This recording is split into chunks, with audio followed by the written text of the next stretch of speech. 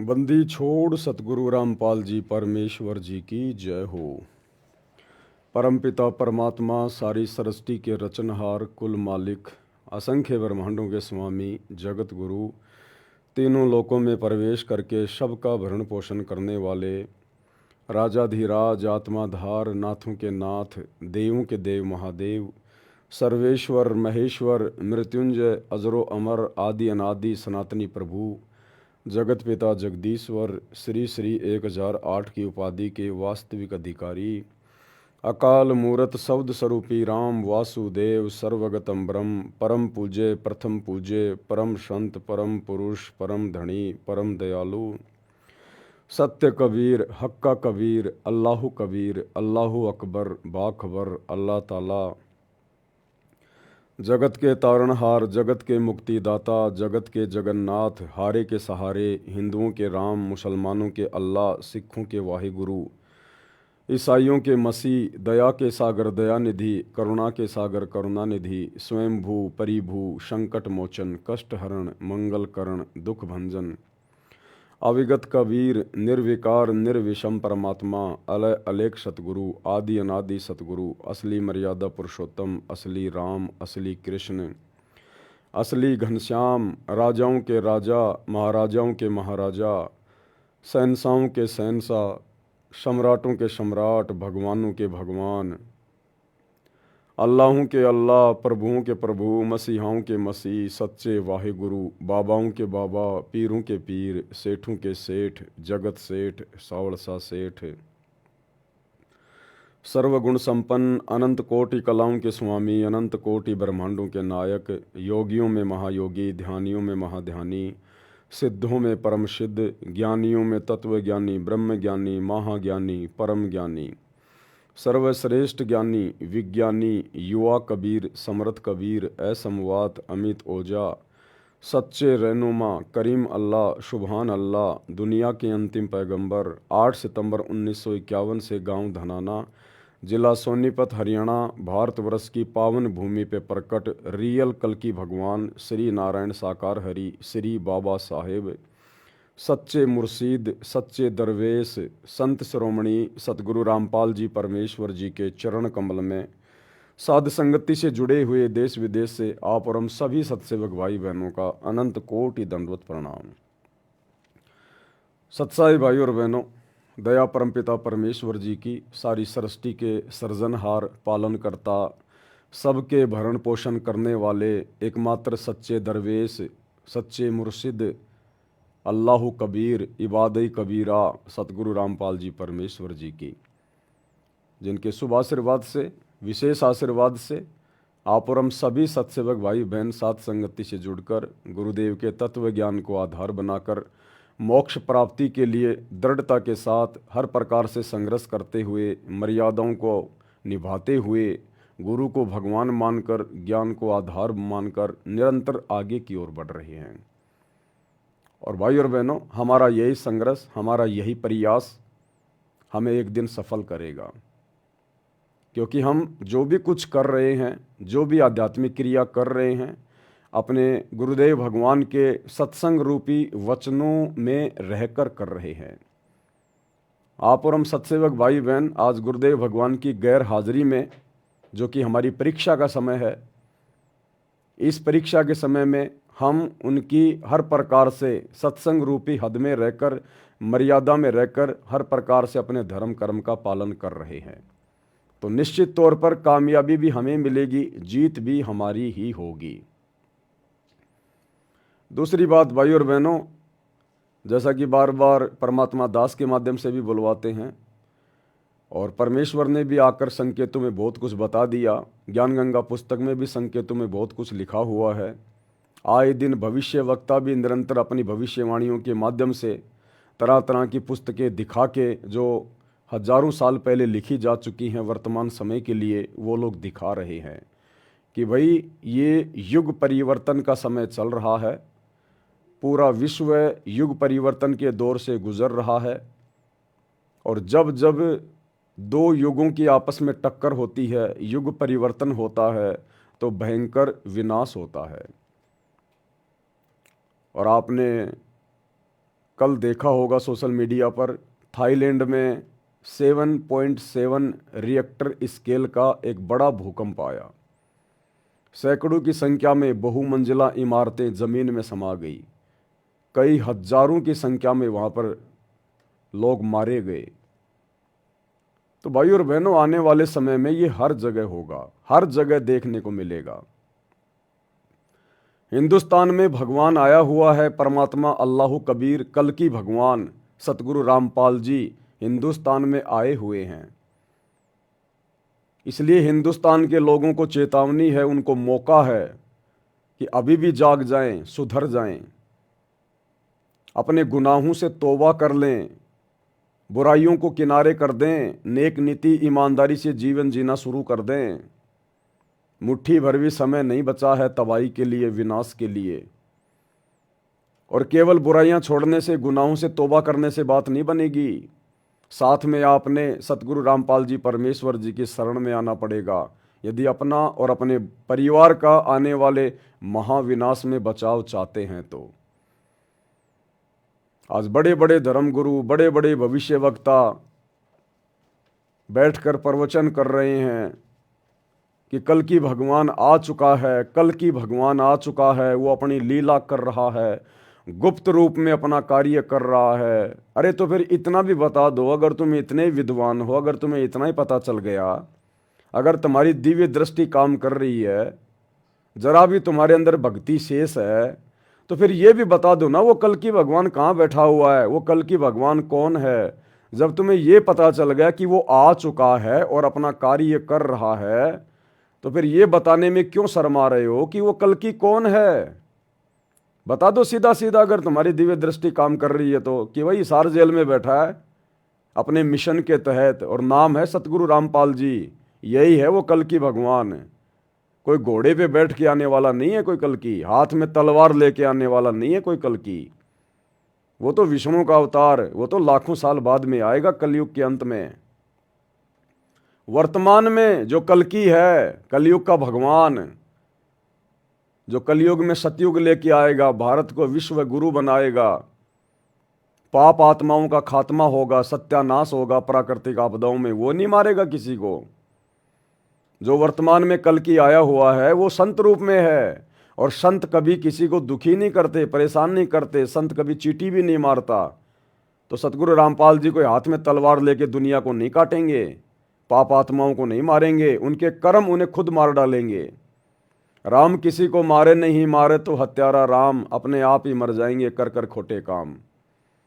संत अपना ज्ञान देकर दुनिया को संवारते हैं, सुधारते हैं। जो उनकी शिक्षाओं में चलता है, उनके सत्संग सुनता है, उनकी मर्यादाओं में रहता है, उनकी भक्ति करता है, वो स्वतः ही देवता बन जाता है। तो संत भैया अज्ञान के ऊपर अपने ज्ञान रूपी हथियार से प्रहार करता है। संत अज्ञान के ऊपर अपने ज्ञान से, तत्व ज्ञान से विजय प्राप्त करता है। और जो जो आत्माएं उनके शरण में आ जाएंगी, उनका तो बाढ़ भी बाका नहीं होगा, बाढ़ भी बाका। बाकी भैया पूरा विश्व थर्राएगा, पूरा विश्व थर्राएगा। अभी भूकंप आ रहे हैं, अभी वैज्ञानिक क्यों नहीं बताते भाई क्यों आ रहे हैं भूकंप, क्या दिक्कत आ गई अब ऐसी। आज से पहले तो नहीं आते थे ये पहले, अब क्यों आ रहे हैं। अब वैज्ञानिक कहेंगे पृथ्वी के अंदर की वो प्लेटें खिसक गई। क्यों खिसक गई भाई, वो प्लेटें क्यों खिसक रही है, क्या दिक्कत आ गई उन प्लेटों को। तो ये तो अपने हीट एंड ट्रायल मेथड के आधार से बातें करते हैं वैज्ञानिक, जितना इनको पता होता है, इससे ज़्यादा नहीं पता इनको अध्यात्म का। अब गुरुदेव भगवान ने बताया कि जब वो शैतान, वो काल, जब उसको भूख लगती है, वो अपने शैतान लोक से, 21वें ब्रह्मांड के अंतिम लोक से, ब्रह्म लोक से वो दहाड़ मारता है, दहाड़। तब तुम्हारी ये तीनों लोक कांप जाते हैं, तीनों लोक। तब ये तुम्हारी ये पृथ्वी कांपती है, इनकी ये प्लेटें कांपती हैं, वैसे नहीं कांपती है प्लेटें। उस शैतान को जब भूख लगती है ना, जब उसने महाविनाश करना होता है, तब वो धाड़ मारता है वहाँ से कि दुर्गा भोजन भंडारे में इतनी देर क्यों कर दी। वहाँ से धाड़ मारता वो, जैसे शेर जंगल में धाड़ मारता है, छोटे मोटे जानवर बेचारे कांपने लग जाते हैं। तो वो ज्योति निरंजन, वो काल, वो शैतान, वो दहाड़ मारता है, क्योंकि युग परिवर्तन का दौर चल रहा है और उसको पता है कि जितना भोजन समेटा जा सके उतना समेट ले। और वो कोई आलू टमाटर की सब्जी नहीं खाता, वो बैंगन भरता नहीं खाता, वो आप और हम जीवों को खाता है, इंसानों को खाता है। हमारे सूक्ष्म शरीर की वासना को तपत शिला पे निचोड़ निचोड़ के भून भून के खाता है। तो भैया अब उसको आभास हो गया, उसको पता हो गया। जब आप लोग अध्यात्म से परिचित हो जाओगे, सृष्टि रचना से परिचित होगे, सतगुरु रामपाल जी के प्रवचन सुन के, तो आपको पता चलेगा कि इस कबीर परमात्मा सतगुरु रामपाल जी का और इस शैतान का, इस काल का एग्रीमेंट हुआ था। और इस काल ने स्वयं कहा था अपनी सूझबूझ से कि आप कलयुग में जितने मर्जी जीव अपने सतलोक ले जाना, मैं आपको नहीं रोकूंगा। तो अब इस काल को पता है वो कलयुग की बिचली पीढ़ी आ चुकी है और अब जीव आत्माएं मेरे लोक से जाएंगी, मेरा भोजन मेरे घर से बाहर जाएगा। तो भैया वो कोशिश करेगा ज़्यादा से ज़्यादा इंसानों को मारने का, ज़्यादा से ज़्यादा तबाही मचाने का। जिस प्रकार एक किसान अपनी फसल को काट पीट के और अपने खेत में जमा कर लेता है, और जब बादल मंडरा रहे होते हैं, हल्की फुल्की बूंदाबांदी हो रही होती है, तो किसान को चिंता हो जाती है कि बारिश में कहीं मेरी गेहूं की फसल, मेरी सरसों बर्बाद ना हो जाए, मेरी मेहनत साल भर की। वो जितना जल्दी हो सके उसको समेटने का प्रयास करेगा, उसके ऊपर कोई कपड़ा डालेगा, कोई पॉलीथीन डालेगा, कोई तिरपाल डालेगा, या गेहूं निकला हुआ खेत में पड़ा हुआ है खाते में, तो वो कोशिश करेगा उसको ढकने की या फिर उसको बोरियों में भर भर के अपने घर पे ले जाने की। तो इसी प्रकार इस काल का भोजन हम जीव हैं, इंसान, और उसको पता है कि जीवों को ले जाने वाला आ गया है। तो भैया वो समेटने का प्रयास करेगा, हर प्रकार से हर संभव कोशिश करेगा, जगह जगह युद्ध करवाएगा, प्रेरणा करके गृह युद्ध होंगे जगह जगह। और दास ने बहुत पहले कह दिया था मालिक के आशीर्वाद से कि भारत देश में गृह युद्ध का सबसे कारण बनेंगे ये छोटे छोटे दल, ये करणी सेना, हिंदू सेना, बजरंग दल, मुस्लिमों की अपनी सेनाएं, फलाना फलाना सेनाएं, ये छोटे मोटे जो ये बम्ब जो बने हुए हैं ना, ये जाति और धर्म के नाम पे, ये आपस में गृह युद्ध का कारण बनेंगे। और शुरुआत हो चुकी है, आप जी देख ही रहे होंगे, औरंगजेब को लेकर है, महाराणा सांगा को लेकर किस प्रकार से ये बवाल हो रहे हैं। महाराष्ट्र में क्या हो रहा है, नागपुर में क्या हो रहा है। हिंदू मुस्लिम बिल्कुल आमने सामने होने की स्थिति में है, क्योंकि हम युग परिवर्तन के दौर से गुजर रहे हैं। 2028, उससे पहले पहले क्या क्या तांडव मचेगा। भारत देश के 16 से ज़्यादा राज्यों में इमरजेंसी ज्ञानगंगा पुस्तक में लिखा हुआ है। सतगुरु रामपाल जी ने यदि किसी भविष्य वक्ता की भविष्यवाणी का समर्थन कर दिया तो समझ लेना वो सतगुरु रामपाल जी के वचन है। और ये अंतर्यामी परमात्मा है, इनसे कुछ भी छुपा हुआ नहीं है आगे का। साध वचन पलटे नहीं, पलट जाए ब्रह्मांड। तो सतगुरु रामपाल जी ने अपनी पुस्तक ज्ञान गंगा में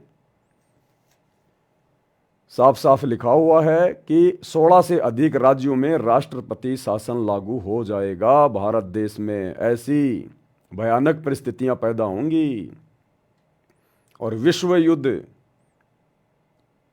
उसके बाद ये अकाल पड़ना, भूकंप आने जगह जगह, अतिवृष्टि अनावृष्टि, महामारियां आएंगी। कोरोना तो केवल एक ट्रेलर था छोटा सा, अभी कोरोना के बाप दादा निकल के आएंगे। बाप दादा कहाँ जाओगे, क्या खाओगे? सरकार नहीं देगी, ये सरकार नहीं देने वाली भैया। कोरोना में किसको दिया, कितना दिया? तुम्हें घर से बाहर भी नहीं निकलने दिया। ये हाल होगा आने वाले समय में। अब पता चलेगा कि भक्ति क्या है और भगवान क्या है। उन बकवाद करने वालों को अब पता चलेगा कि भक्ति क्या होती है, कल की भगवान कौन है, कहाँ है, तब पता चलेगा। जब उन भयानक परिस्थितियों में तुम्हारे ये देवी देवता, हिंदुओं के सारे देवी देवता, आचार्य शंकराचार्य चूहों की तरह ये बिलों में घुस जाएंगे।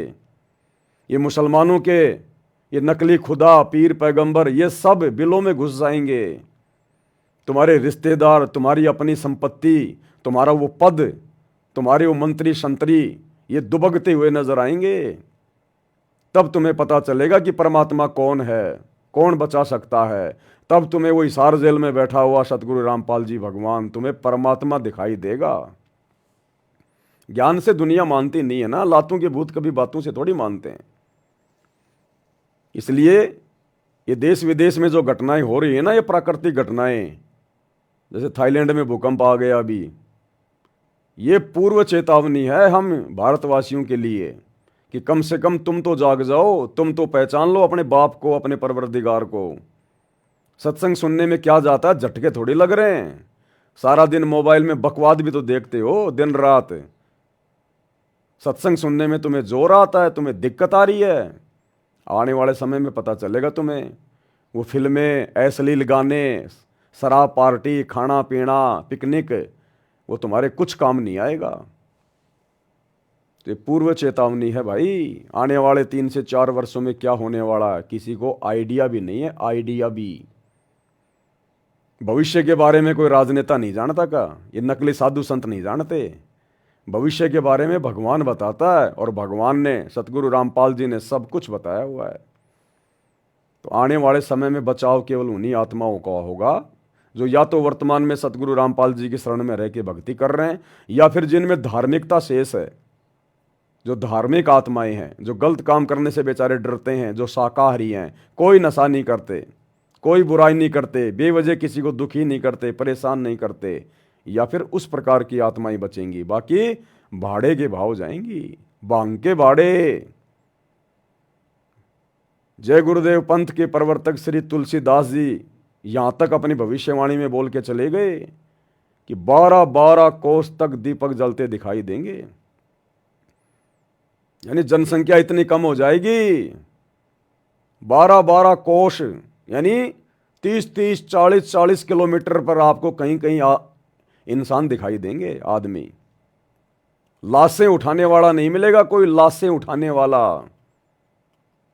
जैसे महाभारत के युद्ध में क्या हुआ था, गिद्धों ने लाशें खाई थी, जानवरों ने लाशें खाई थी, कोई दफनाने वाला नहीं था।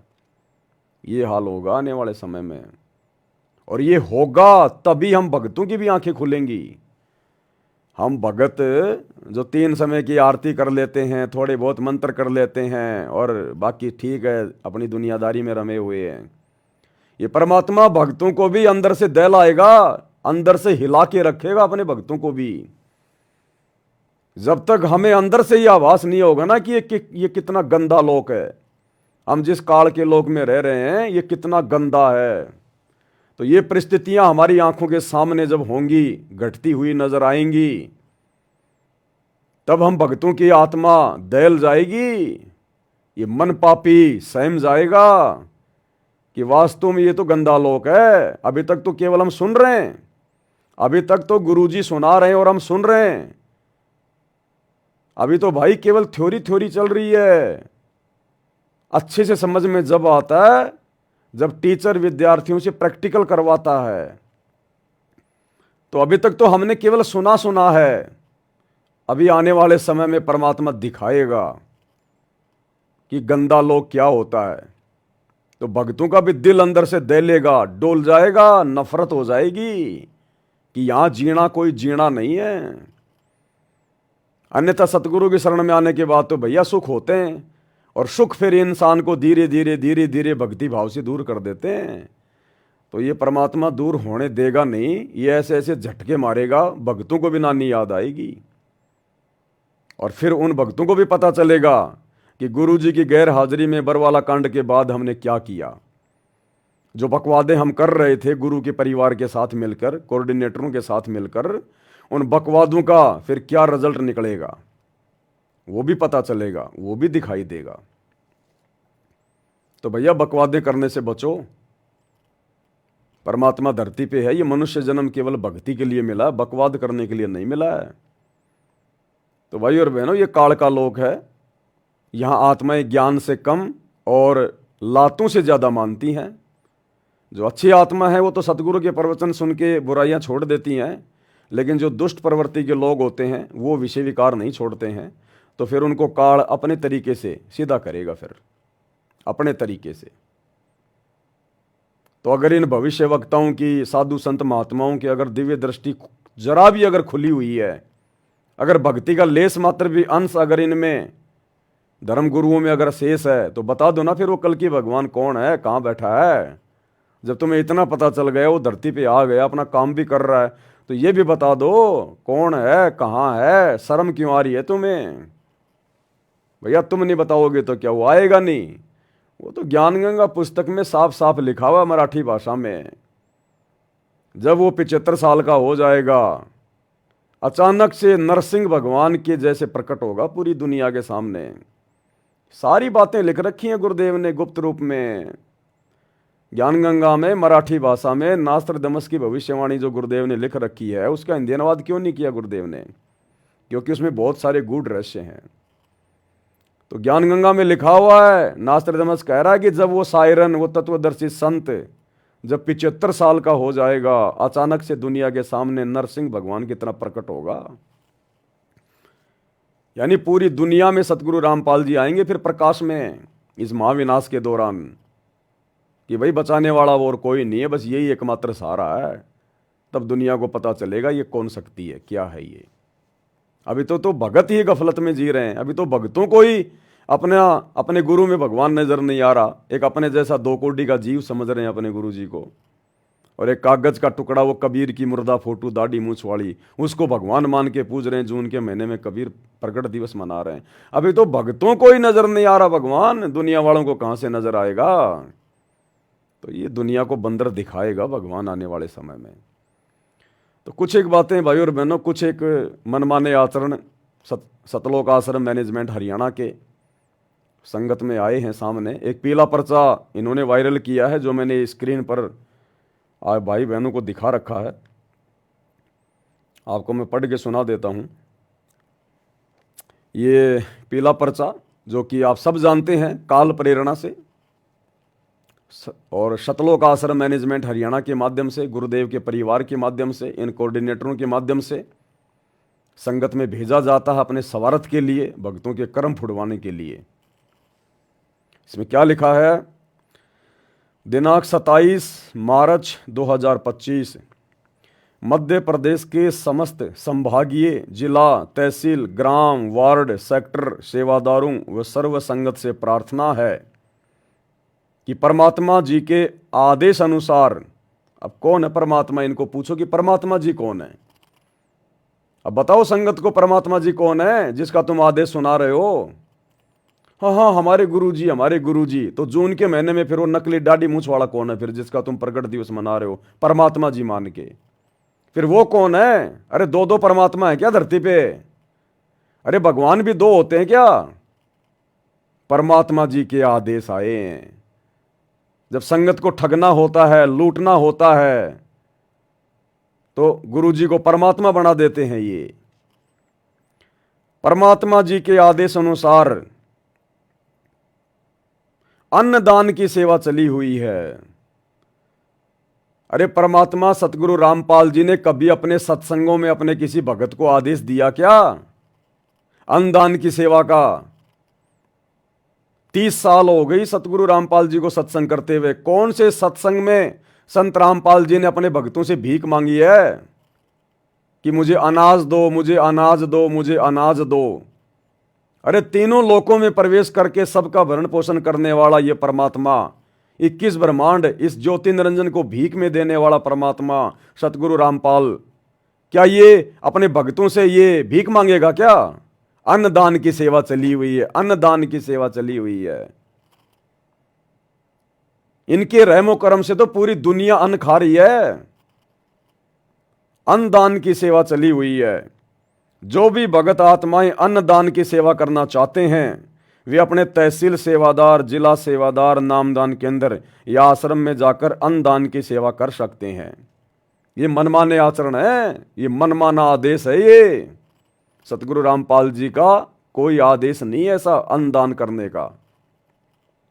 और ना इन्होंने कभी 30 साल में, बता दो किसी भी सत्संग में, परम संत कभी छुप के आदेश नहीं देता, पीठ पीछे आदेश नहीं देता। परम संत ने जो भी आदेश देना होता है सामूहिक, सार्वजनिक तौर पर अपने प्रवचनों में देता है, अपने सत्संगों में देता है। बता दो कौन से सत्संग में गुरुदेव भगवान ने कहा कि मेरे को गेहूं दो, जौ दो, जवार दो, बाजरा दो, अन्नदान की सेवा करो।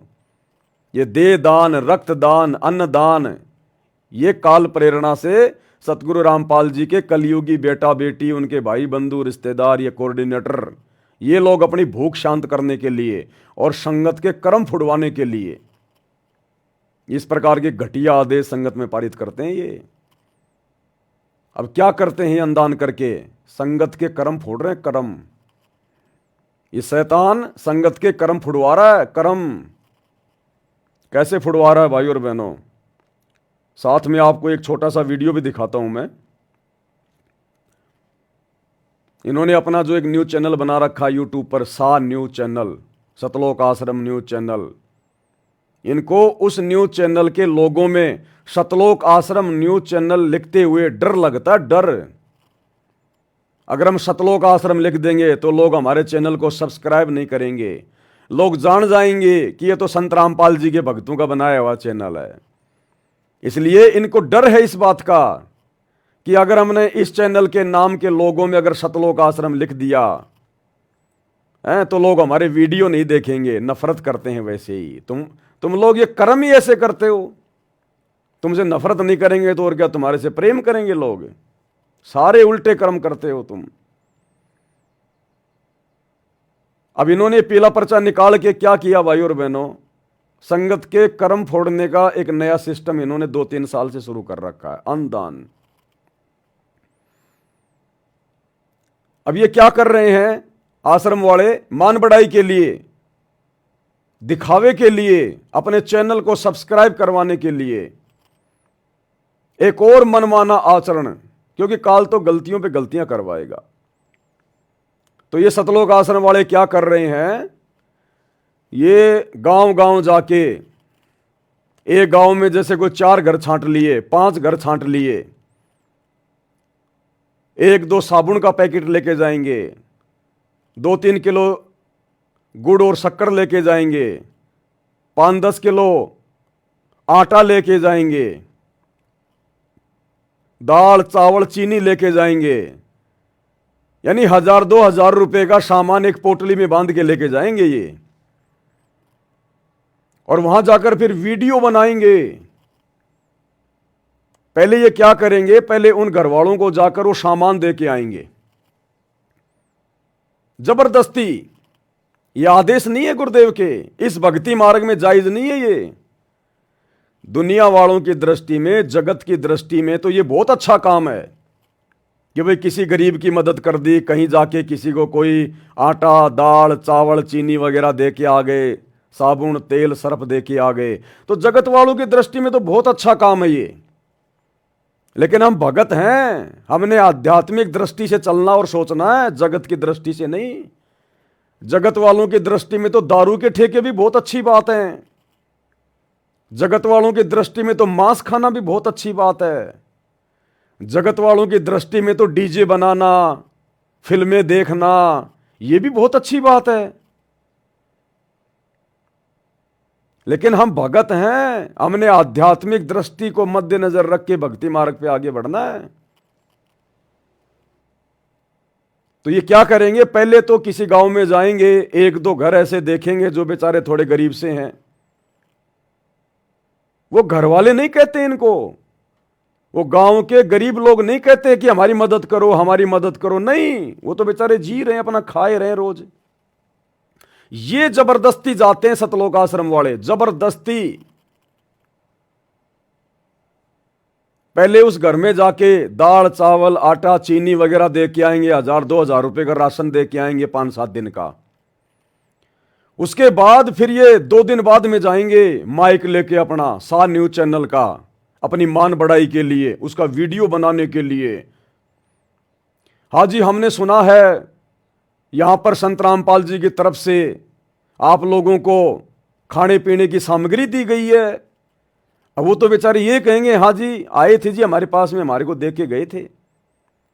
तो आप क्या कहना चाहेंगे आप इस बारे में, संत रामपाल जी के बारे में? तो वो तो ये कहेंगे जी ये तो अच्छी बात है जी, अगर उन्होंने हमारी मदद करी है तो ये तो अच्छी बात है, इसमें क्या दिक्कत है। ये उसका वीडियो बनाएंगे, फिर सोशल मीडिया पे डालेंगे कि देखो जी सतगुरु रामपाल जी गरीबों के मसीहा हैं और उन्होंने इस गरीब परिवार को ये राहत सामग्री पहुंचाई है, खाने पीने की सामग्री पहुंचाई है। इस घर को संतराम पाल जी ने ये 15 दिन का राशन दे दिया, बस भगवान की इतनी औकात है क्या? अरे क्यों बदनाम कर रहे हो भगवान को, परमात्मा को? क्या भगवान की इतनी हैसियत है क्या तुम्हारी नजरों में कि खाली भगवान 10-15 दिन का राशन देता है, उसके बाद क्या खाएगा वो परिवार? अरे उसके बाद क्या खाएगा? नालायको, इतिहास उठा के देख लो, भगवान जिसको देता है छप्पर फाड़ के देता है। अरे भगवान ने तैमूर लंग को दिया, एक रोटी खा के 7 पीढ़ी का राज दे दिया। 7 पीढ़ी का राज, 500 साल का साम्राज्य।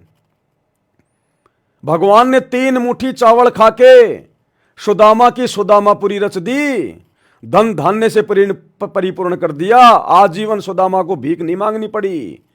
और आज नालायको, तुम उसी भगवान का नाम बदनाम कर रहे हो। 10 दिन का सामान दे रहे हो, 15-15 दिन का सामान दे रहे हो, इतने बड़े दातार हो। और यदि तुम्हें अपने गुरु में भगवान नजर आता है तो जिंदगी भर का दो ना उनको। क्यों बदनाम कर रहे हो भगवान का नाम कि बस संत रामपाल जी के तो इतनी औकात है, 10 दिन से ज्यादा का सामान वो नहीं दे सकते, उनके पास में नहीं है। और फिर वीडियो बनाएंगे उसका। ये मनमाना आचरण है, ये मनमाना आचरण है, इस भक्ति मार्ग में नहीं चलता ये।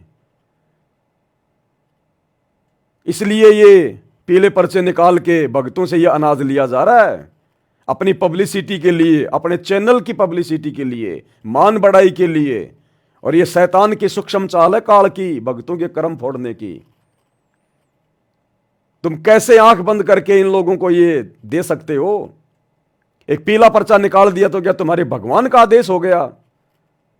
कल को पीला पर्चा निकाल के मैं डाल दूं संगत में कि गुरु जी का आदेश है, सारे भगत अपनी कमर पे 50 किलो का भारी सा पत्थर बांध के कुएं में जाओ और मरो। मरोगे क्या तुम? तुम्हें क्या आदेश दिखाई दे रहा है इस पीले पर्चे में संत रामपाल जी का? कोई भी ऐरा गहरा नथु बहरा जो मर्जी डाल दे और नीचे नाम संत रामपाल जी का लिख दे तो क्या संत रामपाल जी का आदेश हो गया हो? तो ये कर्म फोड़े जा रहे हैं संगत के। इस भक्ति मार्ग में ये जायज नहीं है। गुरुदेव भगवान ने क्या बताया हमें कि भगत ने केवल वही धर्म करना है, केवल वही पर दान पुण्य करना है जो आपका गुरु आपको सत्संगों में आदेश दे। तो धर्म करने की विधि, दान पुण्य करने की विधि, यथार्थ विधि, शास्त्र अनुकूल विधि, सूक्ष्म वेद के अनुसार हमें सतगुरु रामपाल जी भगवान ने बताई हुई है। 10वां अंश गुरु को दीजिए और जीवन जन्म सफल कर लीजिए। अगर हमने धर्म करना है, दान करना है, अपने गुरुदेव भगवान के हाथों में हमने 10वें अंश का पैसा देना है। अपनी नेक कमाई का 10% अपने गुरु को, गुरु के बेटे को नहीं। गुरु का बेटा सुपात्र नहीं होता, गुरु की बेटी सुपात्र नहीं होती, कोई भगत सुपात्र नहीं होता। वाणी क्या कह रही है? 10वां अंश गुरु को दीजिए, ना कि गुरु के परिवार को दीजिए, ना कि किसी कोऑर्डिनेटर को दीजिए। आंख बंद करके भक्ति मार्ग पर चलने से सफलता नहीं मिलेगी। गुरु का नाम लेके तुम्हें कोई कुछ भी बोल देगा और तुम वैसा ही कर लोगे। काल फिर ऐसे तुम्हारे कर्म फुड़वाएगा, तुम्हारे दान का दुरुपयोग करवाएगा। इन्हीं कुपात्रों को, गुरुजी के कलयुगी परिवार को तुम लोगों ने आंख बंद करके ज्योति पाठ और दान का पैसा दिया बरवाला कांड के बाद। तो इन्हीं कुपात्रों ने वो पैसा धनाना गांव में बैडमिंटन का स्टेडियम बनवाकर गुरुजी की मर्यादाओं के विरुद्ध, गुरु मना करता है कि भगत ने कोई खेल नहीं खेलना, सहयोग भी नहीं करना, और उसी गुरु की मर्यादाओं के खिलाफ तुम भक्तों के ज्योति पाठ और दान के पैसे से इन्होंने करोड़ों रुपए का बैडमिंटन का स्टेडियम बना दिया अपने स्वार्थ के लिए। फोड़ दिए कर्म। गुरुजी ने कहा कि आन उपासना में हमने कोई सहयोग नहीं करना। गुरु के इस कुपात्र परिवार ने अयोध्या में जाके श्री राम मंदिर में जो पुजारी आ रहे थे उनके लिए भंडारा लगा दिया, वहां पर आन उपासना में सहयोग कर दिया। फोड़ दिए तुम्हारे कर्म। हरियाणा की जाट धर्मशाला गोहाना में इन्होंने 1 करोड़ रुपए का 5वां वो फ्लोर बनवा दिया। फोड़ दिए तुम्हारे कर्म। जाट आरक्षण में करोड़ों रुपया तुम्हारे ज्योति पाठ और दान का इन्होंने चंदे के रूप में देकर तुम्हारे कर्म फोड़ दिए। आनंदपाल जैसे गैंगस्टर की, गुंडे की सीबीआई जांच का समर्थन करके और 5 लाख रुपया अजमेर के राजस्थान की रैली में नगद देके तुम्हारे कर्म फोड़ दिए। ये कर्म फोड़े जा रहे हैं तुम्हारे कर्म। और अभी 2 दिन पहले हरियाणा के झज्जर में डीगल की गौशाला में 12 लाख रुपए नगद दे दिए इन्होंने। टोटल गुरुजी की मर्यादाओं और विधान के खिलाफ कार्य है। और गुरुदेव ने मना कर रखा है इस प्रकार से जा जाके धर्म करना, किसी को भोजन भंडारा देना। गुरुदेव ने हमें जो गाइडलाइन दी है हमें उसी अनुसार चलना पड़ेगा। तो यदि हमने धर्म करना है तो हम अपने गुरुदेव को दे दान, हमारा गुरु फिर उसको सही जगह लगाएगा। गुरु फिर चाहे उसका जो मर्जी करे। हम गुरु के परिवार को आंख बंद करके, किसी भगत को आंख बंद करके ज्योति पाठ और दान का पैसा नहीं दे सकते, क्योंकि गुरु के अलावा कोई सुपात्र नहीं है। या फिर गुरुदेव ने हमें आदेश दिया, अगर कहीं पर कोई बाढ़ आ जाती है, कोई भूकंप आ जाता है, कोई महामारी आ जाती है, और यदि आप लोग, आपके आसपास यदि ऐसी परिस्थितियां उत्पन्न हो जाती हैं, तो फिर आप उनको भोजन, आप उनको खिला सकते हैं। ऐसी परिस्थितियों में आप उनकी मदद कर सकते हैं, आप उनको कपड़े दे सकते हैं। नगद नहीं देना, आप उनको राशन जाके आप उनको दे दें, आटा वगैरह, दाल वगैरह, चीनी वगैरह, जो भी जायज हो, अपने हाथों से, अपनी आंखों के सामने जाके। ये विशेष परिस्थितियों में बताया परमात्मा ने, वैसे नहीं। और वर्तमान में कलयुग की बिचली पीढ़ी है, अगर ऐसी विशेष परिस्थितियां भी अगर कहीं पैदा हो गई तो भी हमने अपने गुरुजी की आज्ञा लेनी है पहले, कि गुरुजी क्या आपका दास ये मदद वहां पर जाकर कर सकता है क्या? गुरु कहे बेटा कर दे तो करना है, नहीं तो मरने दो, हमने कोई लेना देना नहीं है।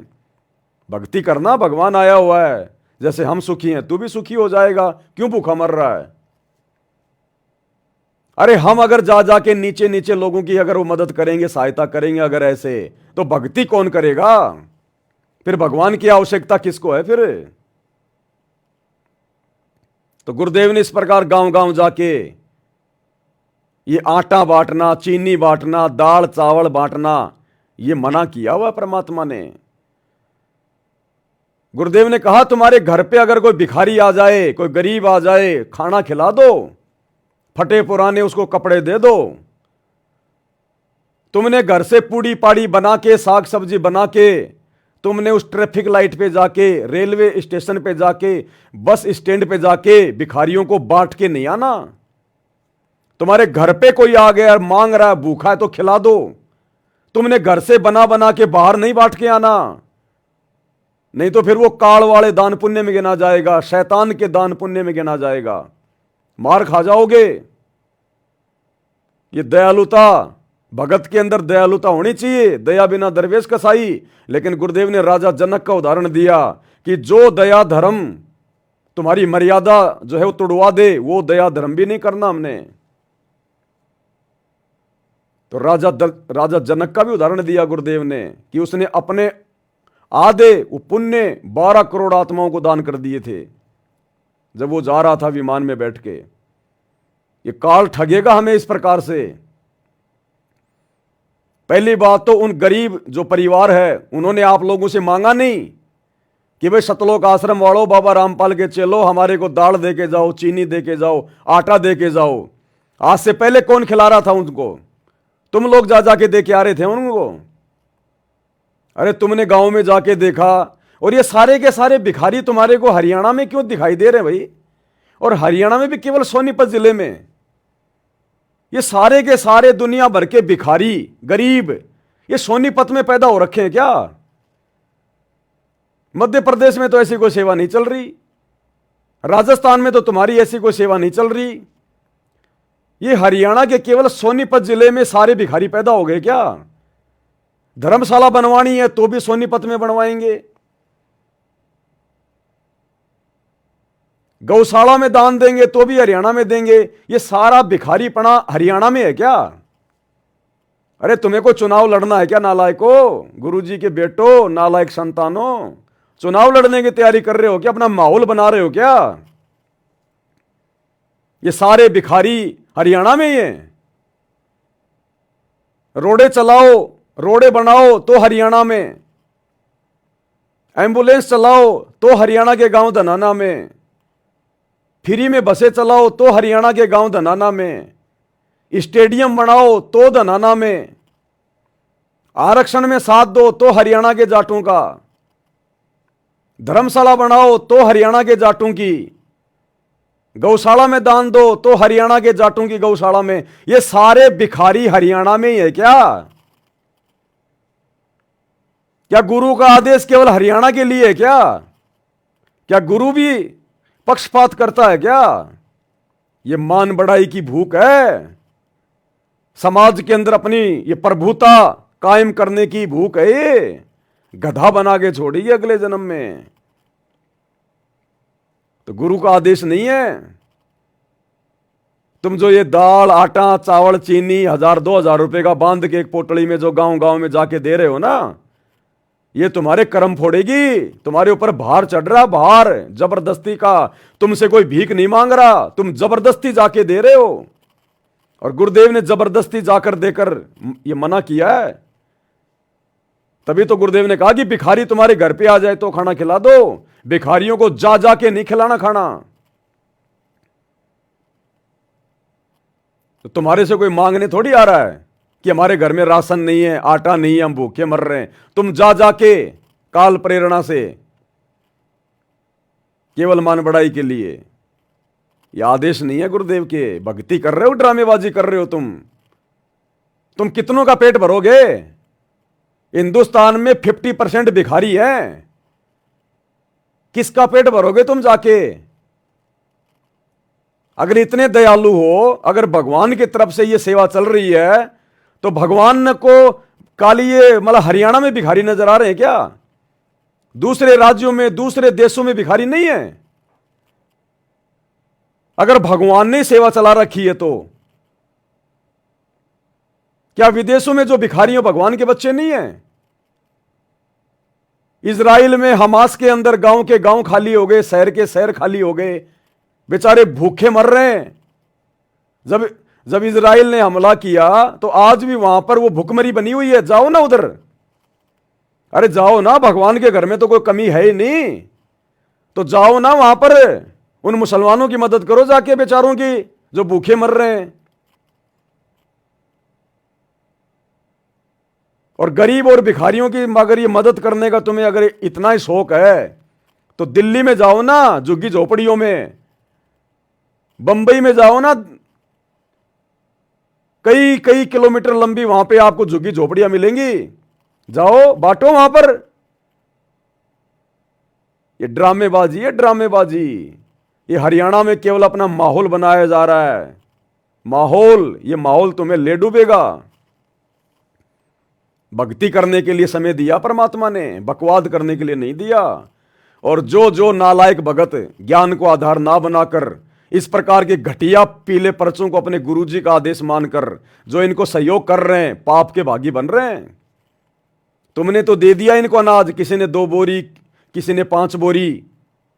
अब तुम्हें क्या पता तुम्हारे अनाज को ये बेचेंगे नालायक, ये बेचेंगे तुम्हारे अनाज को, और ना जाने कहां कहां लगाएंगे ये। और मान लो इन लोगों ने जाकर वहां पर वो तेल की बोतल दे दी, साबुन के पैकेट दे दिए, तुम तो देके आ गए जबरदस्ती, और वो क्या पता उसको दुकान वाले को जाके बेच देगी। अगर वो 20 रुपए का साबुन है, उसको तो अगर उसके 10 रुपए मिल जाएंगे, 5 रुपए मिल जाएंगे, तो भी वो ले लेगी और तुरंत वहां से वो सुर्ती खरीदेगी, जर्दा खरीदेगी।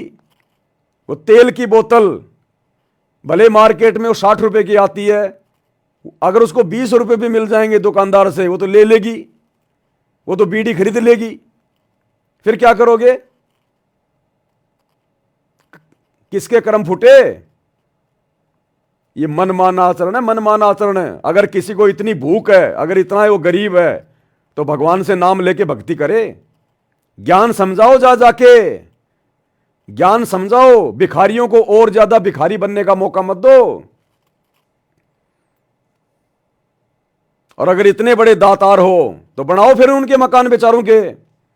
अरे मकान बनाओ फिर उनके और भर दो उनके घरों में सामान 10-20 साल का।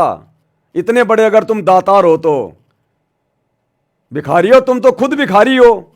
संगत से भीख मांग मांग के संत रामपाल जी के नाम की आड़ में तुम तो खुद भीख मांग मांग के अपना पेट पाल रहे हो, संगत के कर्म फोड़ रहे हो। तुम भिखारी दूसरों को कैसे तुम जो है मतलब भिखारी पने से बाहर निकाल दोगे?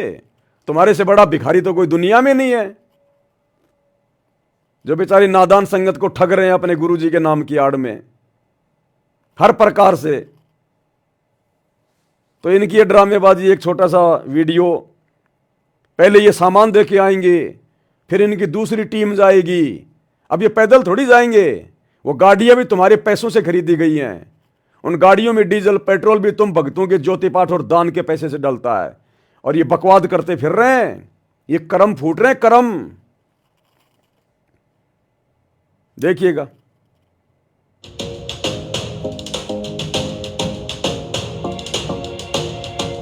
संत ना होते धरती पर तो जड़ मरता संसार। गजब संत हैं संत रामपाल जी महाराज। उनकी सेवाओं की कवरिंग करने का सौभाग्य भी प्राप्त होता है तो आत्मा गदगद हो जाती है। खुद जेल में बैठे हैं और यहाँ कोई भूखा ना सोए, गरीबों के लिए खाद्य सामग्री, गरीबों के लिए भोजन का प्रबंध करने में उनको चिंता है हर किसी की कि सब सुखी रहें। महान है संत रामपाल जी महाराज। आज उसी कवरिंग के दौरान हम एक और ऐसे घर में पहुंचे हैं जहां उनको आवश्यकता है भोजन की। इनके पहले बताओ जी क्यों है इनको? इनका जी पहला एक पार्ट टूटा था, इसके 2 ऑपरेशन करवा लिए है और ये ठीक नहीं हुआ, चल नहीं पा रहा है। दोनों कैसे टूटा इनका पाँव? यो जी एक्सीडेंट में टूटा है, बिहारी रिक्शा पलट गया था तो हाथ टूटे हैं जो। मतलब पहले पाँव टूट गया, काम करने के नहीं रहे, उसके बाद 6-7 साल हो गए। 6-7 साल तक पाँव टूट रहा है? हाँ जी 6-7 साल तक टूट रहा है। और फिर ये हाथ टूट गया? हाँ ये भी एक दिन है तो ऊपर हो जाएगा जी। 23 तारीख को टूटा था ये। तो इनके कितने बालक हैं, कौन कौन है घर में? घर में जी मामा जी जुकर एक लड़का है, एक मैं हूँ, एक यो है, बहू जा रही है जी है। 2 लड़की है मेरे पे, लड़की शादीशुदा है, लड़का भी शादीशुदा है। शादीशुदा है पर वो बहू घर में सही ना तो के शादीशुदा का सुख होया? केस कर रही है वह। हाँ तो फिर इसे के शादीशुदा को आगे दोनों का घर पे गिर रहा है? हाँ जी घर पे गिरे रहा है जी सर, केस चल रहा है हमारा। अच्छा तो इब डॉक्टर का फोन आया, 2,06,000 रुपये मांगे है ऑपरेशन के, कितने लिया जी इतने। तो घर में खान पीने की दिक्कत थी तो संत रामपाल जी महाराज वाले शिष्य आए थे, उन्होंने कुछ खान पीने का सामान भेजा, बताओ? हाँ जी भेजा है जी, एक बार दिखाओ हमने भी। और देखो बहुत बड़ी बात है क्योंकि उन्हें चिंता है इस बात की कि वह भूखा के भोजन का जो है प्रबंध करने लग रहे हैं। तो आटा है, चावल है, साबुन, तेल और दाल और हल्दी, नून, मिर्च, कुल मिला के भोजन है, खाने का सामग्री है। तो आप क्या कहना चाहोगे महाराज जी बारे में? किसा के काम करे यो आप? काम बढ़िया कर दिया जी, उनने भेज दिया भी गरीब। नो कौन किसकी चिंता करा है? आपने केला है बियाड़ घर आगे बुझ गजा है और उसको अच्छा कोई ना चिंता करता जी। एक आधा करा है जो भाई ये रामपाल महाराज के चेले आई हैं जो कर गए हैं भाई गरीब की खातिर सहायता। कहने का मतलब भाई और बहनों, ये परिवार कह रहा कि हमने मांगा नहीं, हमने हाथ नहीं फैलाए। रामपाल जी महाराज के चेले आए थे और वो जबरदस्ती देके गए।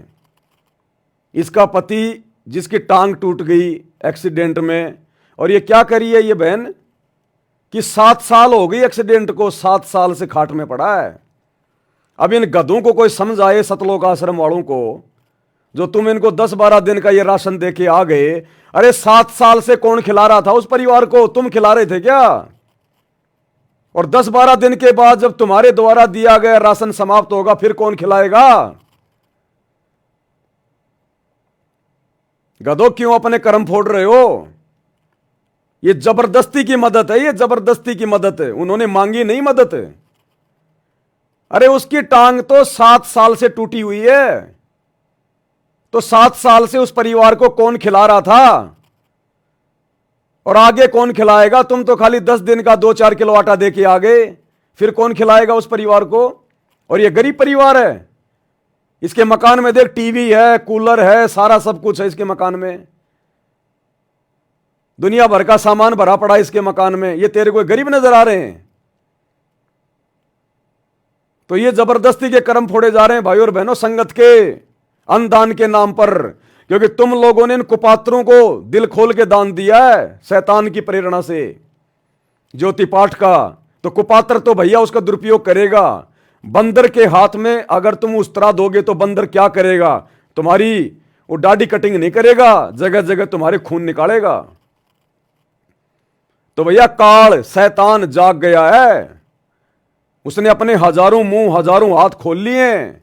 ये लास्ट का समय चल रहा है, हर प्रकार से वो कर्म फुड़वाएगा। तभी तो गुरु आने वाले समय में हाथ खड़े कर लेगा, भैया मैं क्या करूं, तुम्हारी तो मर्यादा टूटी हुई है, मैं कैसे बचाऊं भक्तों। अनंत कोटि बाजी जहां हमने रचे सकल ब्रह्मांड, और गरीब दास मैं क्या करूं यो काल करे जीव खंड। समर्थ परमात्मा कबीर साहिब ने, सतगुरु रामपाल जी ने गरीबदास जी से कहा कि मैं क्या करूं, मैं तो बहुत समर्थ हूं, मैंने पूरी दुनिया रची है, लेकिन भैया काल के साथ मेरा एग्रीमेंट है, ये मेरे भक्तों का नाम खंड करवा देता है मेरे नाम की आड़ में, उनको बहला के फुसला के बरगला के। और जब भगत की मर्यादा टूट जाती है तो मैं भी उसकी कोई मदद नहीं कर सकता। तो ये मर्यादाएं तुड़वाई जा रही हैं जानबूझ के, काल प्रेरणा से, ये कुकर्म करके, मनमाना आचरण करके, ताकि आने वाले समय में ये परमात्मा भी अपने भक्तों की कोई मदद ना कर सके।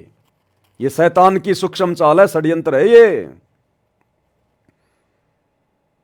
अरे घर पर अपने गुरुजी को भोजन नहीं करवाया जाता, अपने गुरुजी को तो भोग लगाने में तुम्हें शर्म आ रही है, और दुनिया में जा जाके तुम आटा बांट रहे हो। नालायको, दिमाग का इस्तेमाल करो, दिमाग का। इस परिवार से इस 4 मिनट के ऑडियो में कोई बात नहीं हुई कि आप संत रामपाल जी से नाम ले लो, भक्ति कर लो ना, बाढ़ में जाओ नाम और भक्ति। पहले आटा पटक के आ गए 2-4 किलो, बाद में वो वीडियो बनाने जा रहे हैं। मान बढ़ाई की भूख है क्या? अरे भगवान तो कहते हैं कि दातार वो है, दातार वो है जो एक हाथ से दान करे, दूसरे हाथ को मालूम भी ना पड़े। और परमात्मा कहते हैं अगर आपने दान धर्म करके अगर ये कह दिया कि मैंने दे दिया, तेरा सब कुछ हो गया बराबर। दान देकर कभी भी ना कहे कि मैंने दिया, जिस दिन तूने कह दिया तेरा साफ हो गया, लिया दिया। और तुम तो जा जा के वीडियो बना रहे हो, पूरी दुनिया को दिखा रहे हो कि हमने मदद कर दी, हमने दान कर दिया, हमने मदद कर दी। अगर तुमने मदद ही करनी है तो फिर तुमने चिल्लाने की जरूरत क्या है? अरे फिर तुमने ये चिल्लाने की जरूरत क्या है? तुमने मदद कर दी ना, तो बस काम खत्म। दुनिया को दिखाने की क्या जरूरत है तुमने? इसको कहते हैं मान बढ़ाई, पब्लिसिटी की भूख। ये है काल प्रेरणा। सतगुरु रामपाल जी ने आपके लिए मदद पहुंचाई है। सतगुरु रामपाल जी मान बढ़ाई का भूखा है क्या? पब्लिसिटी का भूखा है क्या? ये सतगुरु रामपाल जी पूरी दुनिया को खिला रहा है, उसके बदले वो मान बढ़ाई नहीं चाहता, अपने नाम की महिमा नहीं चाहता। तुम चाहते हो अपने न्यूज चैनल की महिमा, अपनी महिमा। तो भाई और बहनों, टोटल ये काल का षड्यंत्र है, भयंकर तरीके से हम भक्तों को फंसाया जा रहा है। अगर आंख खुल जाए समय रहते तो ठीक है भाई, नहीं तो दुर्गति होगी, दुर्गति। ये काल ऐसे ऐसे वो कर्म करवाएगा। लोगों के नजरों में तो बड़ा अच्छा काम है ये लोगों की नजरों में है। लोगों की नजरों में तो दारू के ठेके खोलना भी अच्छा काम है। लोगों की नजरों में तो मांस खाना भी अच्छा काम है। जो मांस खाता है उससे जाके पूछो कि मांस खाना अच्छा काम है कि नहीं है, वो बोलेगा बहुत अच्छी बात है, क्या दिक्कत है, ये दुनिया भर के जानवर घूम रहे हैं, ये क्या काम आएंगे, क्यों बनाए भगवान ने। बीड़ी सिगरेट पीने वाला, शराब पीने वाला, उससे जाके पूछो शराब पीना अच्छी बात है कि बुरी बात है, क्या दिक्कत आ रही है, भगवान ने पीने के लिए तो बनाई है। तो दुनिया की नजरों में तो ये काम ठीक है जो तुम कर रहे हो, लेकिन आध्यात्मिक दृष्टि से, भक्ति की नजर में ये काम हमारे कर्म फोड़ने वाला है। क्योंकि गुरु के भक्ति विधान में इस प्रकार जबरदस्ती का दान धर्म नहीं लिखा हुआ कहीं। 10 किलो आटा दे के आ गए। 7 साल से कह रही है मेरे पति की टांग जो है टूटी पड़ी है। तो 7 साल से भी तो परिवार खाना खा रहा था, तुम्हारे 10 किलो आटे के भरोसे बैठा था क्या? और 10 दिन के बाद में क्या खाएगा फिर वो परिवार? और ये बहन तो ये भी कह रही है कि डॉक्टर ने इसके ऑपरेशन के लिए बोल दिया 2.5 लाख रुपए लगेंगे। हम कहां से लाएं 2-2.5 लाख रुपए? कराओ ऑपरेशन। अगर इतने बड़े तुम दातार हो तो उसकी टांग भी ठीक करवा दो, ऑपरेशन भी करवा दो उसका। तो भाई और बहनों देखो, ये लोग शैतान की प्रेरणा से चल रहे हैं। इनको भक्ति नहीं करनी, इनको मर्यादाओं से लेना देना नहीं है। ये लग गए फुल टू फुल बकवादों में, क्योंकि आप लोगों ने जबरदस्ती इनको ज्योति पाठ और दान का पैसा दे दिया। आप लोगों ने भी अपने कर्म फोड़ लिए और इनको भी इनके कर्म फोड़ने के लिए आप लोगों ने प्रेरित कर दिया। अब पैसा तो भैया बकवाद करवाएगा। गुरुदेव क्यों कहते हैं कि माया जिस घर में आवश्यकता से ज्यादा आ गई वो बकवाद करवाएगी। तो आप लोगों ने सतलोक आश्रम मैनेजमेंट हरियाणा के हाथों में आवश्यकता से ज्यादा माया दे दी, आवश्यकता से ज्यादा। और भैया ये कुपात्र हैं, ये कर्म फोड़ेंगे और फोड़ रहे हैं। देखते जाओ आगे आगे, अभी आगे आगे और क्या क्या बड़े बड़े कुकर्म करेंगे आपकी आंखों के सामने, देखते जाना आप। बैठे बैठे कर्म फूटेंगे, बैठे बैठे कर्म भक्तों के घरों पर बैठे बैठे। जैसे गुरुजी कहते हैं ना, आप किसी राजनेता को वोट डाल के आ गए, अब वो राजनेता 5 साल में जितने भी कुकर्म करेगा, उल्टे काम करेगा, उन वोट डालने वालों के घर पे बैठे बैठे उसी अनुपात में कर्म फूटेंगे। तो ये बंदर के हाथ में आप भक्तों ने जो ये दे दिया ना ज्योति पाठ और दान, ये जो उस्तरा दे दिया, नुकुला हथियार, ये बैठे बैठे आपके कर्म फोड़ेंगे। ये गुरुजी के परिवार वाले, ये कोऑर्डिनेटर बैठे बैठे उल्टे काम करेंगे ये तुम्हारे दान धर्म से, और कर्म फूटेंगे तुम्हारे। अब जाट आरक्षण में इन्होंने करोड़ों रुपया दिया चंदे में। वो जाटों का दवाई हुक्का भी ठंडा नहीं होता, वो तमाकू भी तुम्हारे पैसों से आ रही है, वो शराब पिएंगे तुम्हारे पैसों से, क्योंकि तुम लोगों ने दिए। राजपूत करणी सेना को 5 लाख रुपए राजस्थान की अजमेर की रैली में आनंदपाल सिंह की सीबीआई जांच के लिए तुम भक्तों के दान का दिया गया। जाट तो भैया वो क्या बोलते हैं, राजपूत वगैरह, ये तो भैया शराब भी पीते हैं, नशा भी करते हैं, उल्टे काम भी करते हैं, राजनीति भी करते हैं। अब सारे सारे उल्टे काम करेंगे वो, और कर्म फूटेंगे तुम भक्तों के।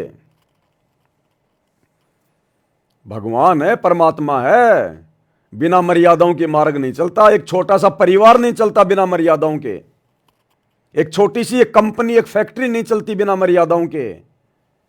एक डॉक्टर का इलाज सफल नहीं होता बिना मर्यादाओं के।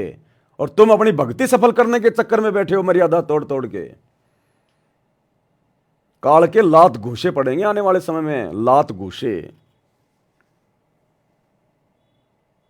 तो दास के सामने पीला पर्चा आया, परमात्मा ने प्रेरणा की, इसलिए आप लोगों को बताना थोड़ा ये उचित समझा। और कल देखो परमात्मा ने जो वीडियो बनवाया था भक्ति मर्यादाओं को लेकर, कि किस प्रकार हमने परमात्मा का चरणामृत लेने से पहले समर्थ साहिब वाली 9 वाणियाँ बोलनी है, और हमने मानसिक क्रिया अपने गुरुदेव के चरणों को धोने की करनी है। तो दास को तो परमात्मा बाद में प्रेरणा करता है, संगत में उससे पहले ही परमात्मा यह काम शुरू करवा देता है। जो भी संदेशा दास देता है भक्ति से संबंधित, उससे पहले ही परमात्मा अपनी आत्माओं में प्रेरणा करके वैसा ही करवाने लगते हैं।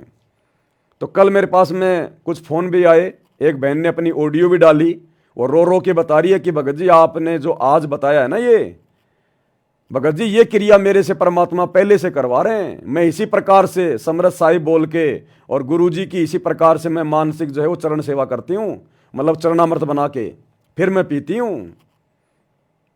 तो उस बहन ने क्या बताया, साहिब पवन भैया, आप जो मानसिक चरण सेवा के लिए बोले हो ना, दासी 3 महीना पहले से ऐसे ही कर रही थी, सेम टू सेम आप जैसे बता रहे हो वैसे ही कर रही थी दासी। ये कह रही कि भैया आपने तो बताया कल, और ये दासी अपने गुरुजी की प्रेरणा से 3 महीने पहले से ऐसा ही कर रही है। तो जब इसने कल का वीडियो देखा तो इसका कितना विश्वास बढ़ा इसका अपना गुरुजी पे। तो ये विश्वास बढ़ाने वाले काम करो, भक्तों के कर्म फोड़ने वाले काम मत करो, ये जबरदस्ती का दान धर्म करना। तुम भरोगे दुनिया का पेट। ये आने वाले समय में भूखमरी आएगी, जनता रोएगी, दाने दाने के लिए बिलखेगी। तुम भर देना उस समय पेट इस दुनिया का। तुम पेट भरते रहना, वो बकवाद करते रहेंगे, भक्ति कौन करेगा फिर? तो ये जबरदस्ती के काम है भाई और बहनों, भक्ति मार्ग में ये जायज नहीं है। हमारा गुरु अगर हमें आदेश दे तो फिर हम करें। अब गुरु का तो कोई आदेश है ही नहीं। गुरु के नाम का तो एक पीला पर्चा निकाल दिया जाता है, एक कागज के टुकड़े को इन्होंने अपना गुरु बना रखा है। ये संगत बेचारी भोली भाली है, जो मर्जी उस पीले पर्चे पे लिख दो, नाम लिख दो, नीचे संत रामपाल जी का है, हो गया संत रामपाल जी का आदेश। अरे संत रामपाल जी का आदेश है ये सुबह का नित्य नियम। कभी ध्यान से पढ़ते हो इसको? वो नित्य नियम है, आदेश उनका, उनके सत्संग है, उनके आदेश। क्या उन्होंने अपने सत्संगों में कभी कही ये बात है कि तुम इस प्रकार जबरदस्ती जा जाके लोगों के जो है घरों में सामान रख के आओ? तुम जो तुम सामान रख के आए हो 1000-2000 का, अगर उस औरत ने, उस परिवार ने वो सामान ऐसा का ऐसा किसी गांव की दुकान में दे दिया कि भैया मेरे को तो तू 500 रुपए दे दे, 2000 का सामान है, क्योंकि भाई उसने तो कहा नहीं कि हमारे घर में खाना नहीं है, वो तो अपना खाए रहे पी रहे हैं, परमात्मा सबको देता है। अरे वो तो इंसान है, ये भगवान तो जानवरों को भी देता है। पोपाटी पगड़ा भया जागी जिया जून, सब काऊ को देत है चो समाना चून। जब ये वो भगवान की वाणी है कि वो भगवान सबको देता है, तो तुम जबरदस्ती के ठेकेदार क्यों बन रहे हो? उनको जा जाके भरो फिर इन जानवरों का पेट। चलो वो तो इंसान है, उसके आदमी का पैर टूट गया, वो औरत तो धंधा कर सकती है। अरे दुनिया भर के जानवर बेचारे ये क्या खाएंगे? देखते हैं तुम कितने बड़े दातार हो, खिलाओ दुनिया भर के जानवरों को, जा जाके भरो। अरे जंगल में जाओ, हाथी का पेट भरो, खिलाओ जानवरों को, इन खागड़ों को, तुम्हारी धोती गिल्ली हो जाएगी। दातार बन रहे हैं, अपनी भक्ति तो की नहीं जाती।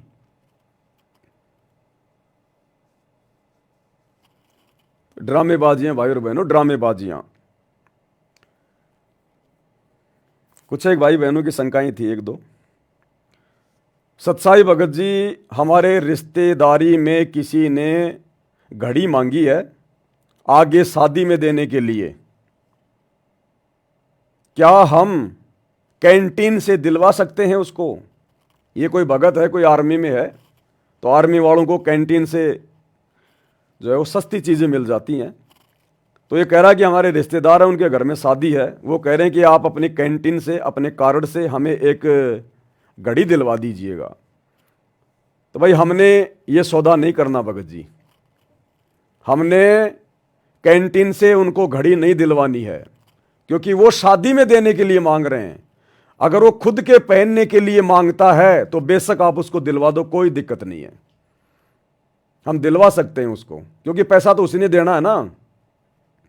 लेकिन वो शादी के पर्पज से मांग रहा है, वो किसी को देने के लिए मांग रहा है, तो शादी क्या है? ये पाखंड है, ड्रामा है, एक परंपरा है, व्यर्थ का रीति रिवाज है।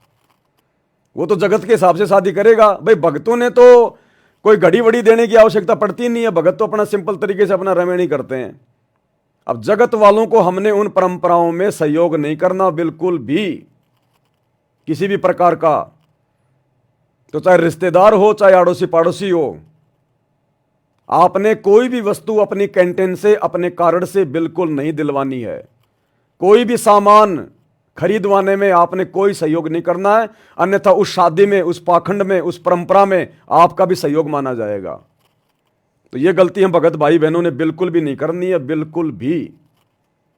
हाँ, यदि आपकी दुकान है, आपकी यदि घड़ी की दुकान है, और आपसे फिर भले चाहे कोई शादी के लिए लेने आओ, चाहे कोई मरने वाले के लिए लाओ, उसमें हमें कोई दिक्कत नहीं है, क्योंकि हमारा काम तो बेचने का है, क्योंकि वो हमारी रोजी रोटी, वो हमारा धंधा है। लेकिन आपकी घड़ी की दुकान नहीं है, इसलिए आपने जाकर सहयोग नहीं करना उस चीज को खरीदवाने में, आपने कोई सहयोग नहीं करना। अब जैसे आपका रिश्तेदार आपके घर पे आ जाए और कहेगी जी मैं दारू की बोतल लाया हूं, एक पानी का जग दे दो, तो आपने वो दारू की बोतल के साथ में शराब पीने के लिए आपने पानी दे के सहयोग नहीं करना। अब यदि आपकी कोई दुकान है और आप दुकान में पानी बेचते हो, छाछ बेचते हो, और फिर यदि कोई कहे कि भैया पानी की बोतल देना, हम तो शराब पी रहे हैं, तो भैया ले जा, हमें कोई मतलब नहीं है, हमारा तो काम है बेचने का। अब चाहे तू किसी देवता पे चढ़ा, चाहे तू उस शराब में डाल के पी, क्योंकि वो आपका धंधा है, वो आपकी दुकान है, वहां पे आप दोषी नहीं बनोगे। लेकिन वैसे कोई आ गया आपके पास में और कह दिया भैया एक गिलास पानी का देना, मैं ड्रिंक कर रहा हूं, तो आपने नहीं देना, उस समय आप दोषी हो जाओगे। तो छोटी छोटी बातें ही हमने ध्यान रखनी है, बिल्कुल भी सहयोग नहीं करना हमने इस प्रकार से।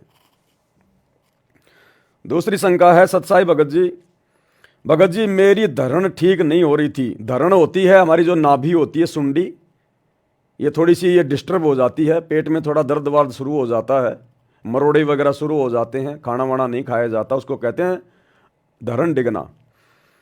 भगत जी मेरी धरण ठीक नहीं हो रही थी, 15-20 दिन से तो परेशान होकर मैं किसी दाई के पास गया, ठीक करवाने के लिए गया, तो उसने लाठी लगाकर ठीक किया मेरी नाभि पर, और उन्होंने अपने मन में कुछ बोला था, क्या यह मैंने ठीक किया या हमसे कोई गलती हो गई। देखो बहुत सारे ये जो लोग होते हैं ना, जैसे किसी के दांत में जाड़ में कोई कीड़ा लग गया, दर्द हो रहा है, तो बहुत सारे लोग होते हैं गांव में, वो जाड़ के दर्द को ठीक कर देते हैं, कोई मंत्र वगैरह बोल के। उनके पास में कोई सिद्धियां होती हैं, कोई वो पिछले जन्म की थोड़ी बहुत उनकी कोई भक्ति होती है।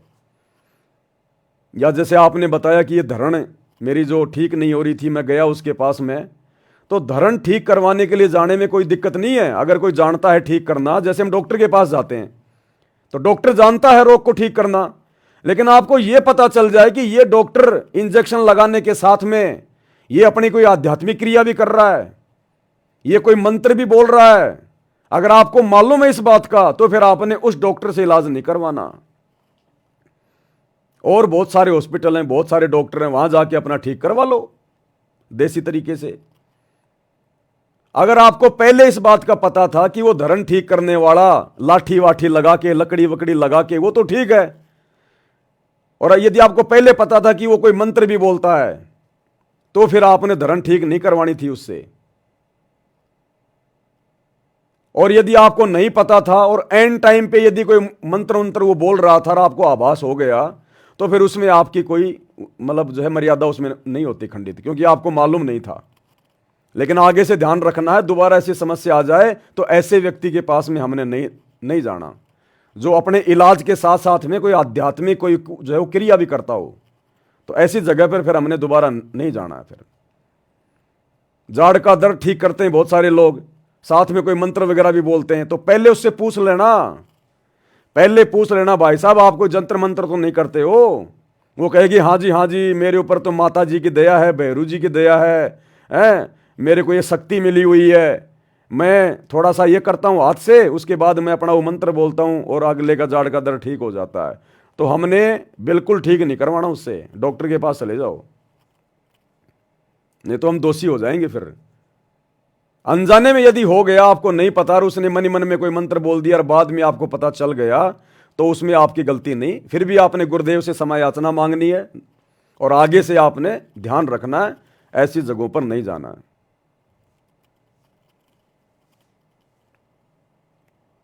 तो ये एक दो बातें थी भाई और बहनों। अब क्या है भाई और बहनों, देखो दास के पास में थोड़ा इतना समय नहीं हो पाता है, क्योंकि परमात्मा की पुस्तकों के ऊपर भी वीडियो बनते हैं 2-2 घंटे के, 3-3 घंटे के, वहाँ भी मेरे को बोलना पड़ता है।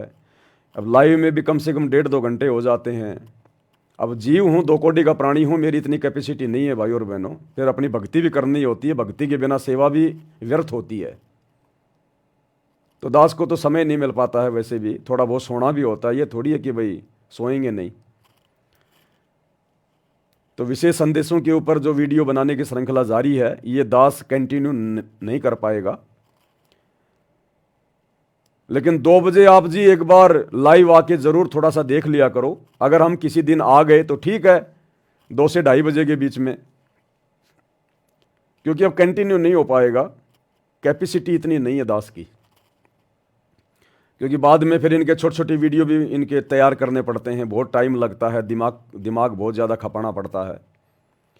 तो कहने का मतलब है 8 बजे तो हमारा लाइव परमात्मा के आशीर्वाद से वो चलेगा।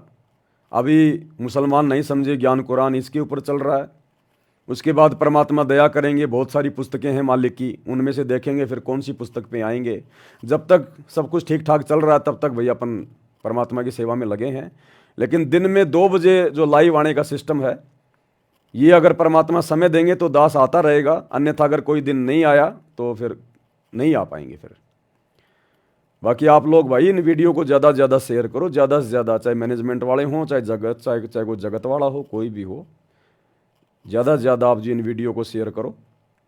आप कोई भी भाई अपने नंबर वगैरह मत डाला करो, जब शेयर करते हो ना अपने नंबर वगैरह मत डाला करो, अपना एड्रेस वगैरह मत डाला करो।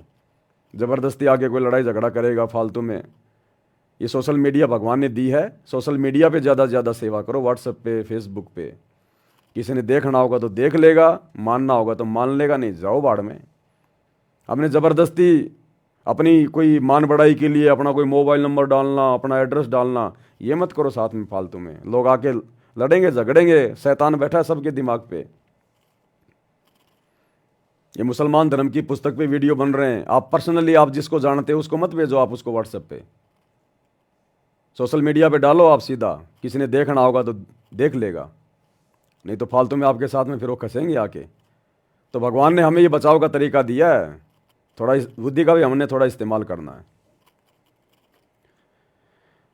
तो आज के वीडियो में भाई और बहनों केवल इतना ही, परमात्मा के आशीर्वाद से। रात्रि 8 बजे सभी भाई बहन लाइव जुड़िए, मुसलमान नहीं समझे ज्ञान कुरान इस पुस्तक के ऊपर। तब तक गुरुदेव भगवान हम सबको आज्ञा दें, इजाज़त दें, आशीर्वाद दें। बंदी छोड़ सतगुरु रामपाल जी भगवान की जय हो। भाई जो गुरु बचन पे डट गए, कट गए फंद 84 के।